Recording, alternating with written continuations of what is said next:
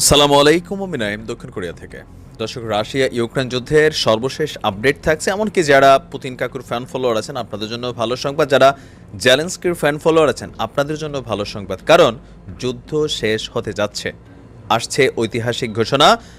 মোটামুটি আমরা শিওর হইতে পারি যে এই ঘটনার পরেই যুদ্ধ শেষ করে দিবে ভ্লাদিমির পুতিন। এখন কি সৈন্য সংকটের কারণে না অর্থ সংকটের কারণে, বাট যেই বিষয়টাকে শর্ত দিয়া তিনি যুদ্ধ শেষের ঘোষণা দিয়েছেন সেটা সম্ভবত আগামী 2-4-10 দিনের মধ্যে হয়ে যাবে। তার মানে আমরা আশা করতে পারি অক্টোবরে রাশিয়া ইউক্রেন যুদ্ধ শেষ হতে যাচ্ছে, নতুন করে যদি কোনো ঘটনা না ঘটে। দর্শক, পূর্ব ইউক্রেনের বৃহত্তম শিল্প শহর হচ্ছে দনেস্ক। এই কালমিয়াস নদীর তীরে অবস্থিত এই অঞ্চলটিকে দখলের জন্য কিন্তু সর্বাত্মক চেষ্টা চালিয়ে যাচ্ছে ভ্লাদিমির পুতিনের যারা সৈন্যবাহিনী আছেন। এ পর্যন্ত এই অঞ্চলটার আপনার বলা হচ্ছে 65% এলাকা তারা দখলে নিয়েছে, এখনও 35% এলাকা দখলের বাকি আছে। তো এই অঞ্চলটার যদি পূর্ণ দখল হয়ে যায়, মানে টোটাল নিয়ন্ত্রণে চলে যায় রাশিয়ান সেনাবাহিনীর, তবে শেষ হয়ে যাবে রাশিয়া ইউক্রেন যুদ্ধ। দর্শক, ইউক্রেনে যুদ্ধের এই অভিযানের 217 দিনে 201 সংবাদ সম্মেলন করেছে রুশ প্রেসিডেন্ট ভ্লাদিমির পুতিন। আর পুতিনের বক্তব্য অনুযায়ী তার যে প্রধান মুখপাত্র আছে দিমিত্রি কি বলা যায় পেসকেভ, তিনি বলেছেন গণপ্রজাতন্ত্রী দনেস্ক পুরোপুরি স্বাধীনতার আগ পর্যন্ত আক্রমণ অব্যাহত রাখবে রাশিয়া। গণপ্রজাতন্ত্রী দনেস্ক মানে এটা সাইনিং ল্যাঙ্গুয়েজ, কিন্তু বুঝছেন এই মুহূর্তে দনেস্ক গণপ্রজাতন্ত্রী না, এটা ইউক্রেনের পার্ট।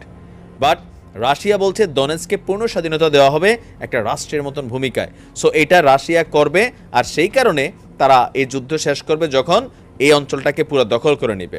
এখন অপরদিকে আপনার ইউক্রেনের প্রেসিডেন্ট জেলেনস্কি তিনিও আবার এই যে রাশিয়াতে গণভোট চলছে, আপনারা জানেন যে এই দনেস্ককে স্বাধীনতা দেওয়ার জন্য এখানে এই মুহূর্তে একটা গণভোটের চালিয়ে যাচ্ছে ভ্লাদিমির পুতিন, যেখানে বলা হচ্ছে যে এই অঞ্চলগুলা মানুষ চাচ্ছে রাশিয়ার সাথে তারা যোগ হয়ে যাবে।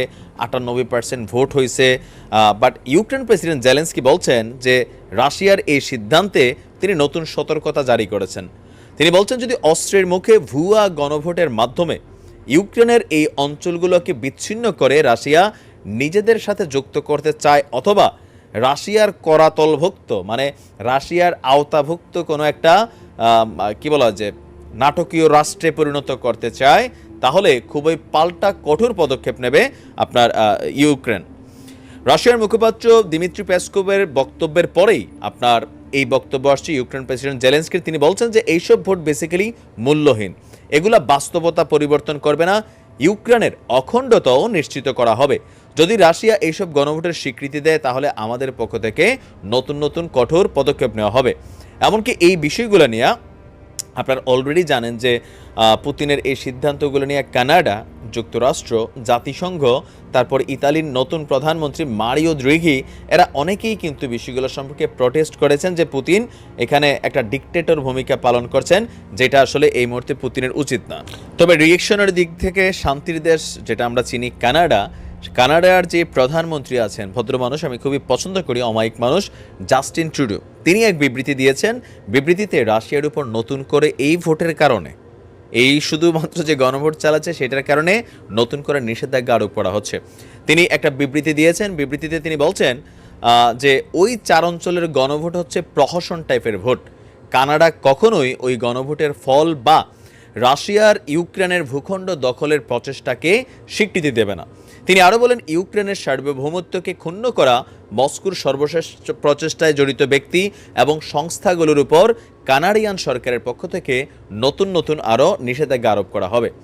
দর্শক, আপনারা জানেন যে এই ভোটের বিষয়ে ইউক্রেন প্রেসিডেন্ট জেলেনস্কির বাহিরেও আপনার আরও যারা বক্তব্য দিয়েছেন তাদের সবার বক্তব্যই আবার নিন্দা করেছে রাশিয়ার পররাষ্ট্র মন্ত্রণালয়, স্বরাষ্ট্র মন্ত্রণালয়। তারা বক্তব্য দিয়েছে যে এগুলো আসলে রাশিয়ার বিরুদ্ধে উস্কানিমূলক অ্যাক্টিভিটিস, রাশিয়াও প্রয়োজনে সমুচিত জবাব দিবে।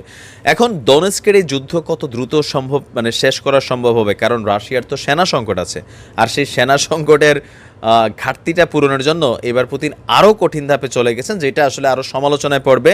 রাশিয়ার ভেতরে পুতিনের যে জনপ্রিয়তাটা ছিল সেটাকে মাটিতে নামাই দিবে বলে আমার ধারণা, কিন্তু পুতিন তো ঝুঁকবে না। দর্শক, আপনারা জানেন যে নিজের দেশের জনগণের উপর পুতিনের একটা নির্দেশনা আছে, মোটামুটি যুদ্ধে যাওয়া বাধ্যতামূলক একটা সিচুয়েশন তৈরি করে ফেলছে। তো ওই সিচুয়েশনে আপনার অনেক যুবক, প্রায় 2 লাখের বেশি মানুষ আপনার রাশিয়া ছেড়ে কিন্তু পালিয়েছে, এটা সত্য, 100% সত্য। আমি নিউজগুলো যেটা দেখছি, হয়তো সংখ্যাটাই দিক সেদিক হইতে পারে। তো এদের পালানো ঠেকানোর জন্য এরা যারা পালাচ্ছে, কিভাবে পালাচ্ছে ভাই, সীমান্ত দিয়ে জর্জিয়াতে শুধু ঢুকতে পারে আপনার কি বলা যায় পাসপোর্ট টাসপোর্ট ছাড়া, বাকি দেশে যাইতে কিন্তু পাসপোর্ট লাগে। এখন একটা প্রধান জিনিস কি, পাসপোর্ট। পুতিন কাকার এবার টার্গেট হচ্ছে রাশিয়ান যুবকদের পাসপোর্ট, যাদেরকে যুদ্ধে যাওয়ার জন্য চিঠি পাঠানো হচ্ছে, তাদের পাসপোর্টই জব্দ করার প্রসেসিং চলছে। পুতিনের আংশিক সেনা সমাবেশের ডাকে আপনার রুশ নাগরিকদের যে উল্টা সিদ্ধান্ত আসছে বা সেটাতে সাড়া দেয় নাই, এই কারণে খেপেছে পুতিন কাকুর সরকার। আপনার বুধবার একটি সরকারি তথ্য পোর্টাল বলছে, আর যেন কেউ নতুন করে রাশিয়া থেকে পালাইতে না পারে, সেজন্য সবার পাসপোর্ট জব্দ করার সিদ্ধান্ত নিয়েছে সরকার। সরকারি ওয়েবসাইটে লেখা হয়েছে, যদি কোনো নাগরিককে সেনাবাহিনীর চাকরির জন্য তলব করা হয় বা সমন জারি করা হয়, তবে তাকে সাথে সাথেই পাসপোর্ট জমা দিতে হবে। এটা তো একটা মানে বড় নেগেটিভ একটা সিচুয়েশন তৈরি করছে পুতিন। আমার মনে হয় যে পুতিনের যে কোনো মানুষ দিন শেষে তার ঘরের মধ্যে তার ভালো একটা অবস্থান থাকতে হয়। এতদিন পর্যন্ত পুতিনের যে সাপোর্টিং টাপোর্টিং ছিল, কিন্তু এখন এই ধরনের পাসপোর্ট জব্দ করা বা জোরপূর্বক যুদ্ধে নেওয়া, সেটা আসলেই সমালোচনার বিষয়। আমরা অন্ধভক্ত না পুতিনের, বুঝেন, যুদ্ধের হিসাবটা একটা, বাট পুতিন তার দেশের ভিতরে যেটা করতেছে সেটা অবশ্যই খারাপ। আর এটাতে পুতিনের তো একটা রাজনৈতিক দল আছে, হয়তো প্রশাসন ইউজ করা হচ্ছে এখন, সেগুলো ব্যবহার করা কতক্ষণ মানে তিনি তার সিচুয়েশন ধরে রাখতে পারবেন। এখন রাশিয়ার যারা জনগণ আছেন তাদের বক্তব্য, যেমন বেশ কয়েকজন যুবক তারা তাদের পরিচয় গোপন করে যে তথ্যগুলো দিচ্ছেন, যে পুতিনের যারা চিঠি বহনকারী আছেন, সেই চিঠি বহনকারীরা যাইয়েই সাথে সাথে আপনার ছবি টবি তুইলা সব কিছু কইরা অনেকের পাসপোর্ট নাকি আজকে থেকে অলরেডি নেওয়াও শুরু করছে, জমা দেওয়া তো দূরের কথা।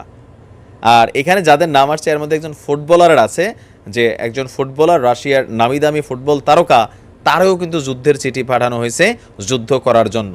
পুতিন কিন্তু এমপিদেরকেও ছাড় দেয় নাই, যারা রাশিয়ার পার্লামেন্টে এমপি আছে এদেরকেও কিন্তু যুদ্ধে যাওয়া বাধ্যতামূলক করছে। এখন এই সকল কিছু মিলাইয়া বিরোধী যে রাজনৈতিক শক্তিটা রাশিয়াতে আছে, তারা বলছে যে পুতিনের এই মুহূর্তে যে অ্যাক্টিভিটিস, সেটা ওয়ান কাইন্ড অফ স্বৈরশাসক।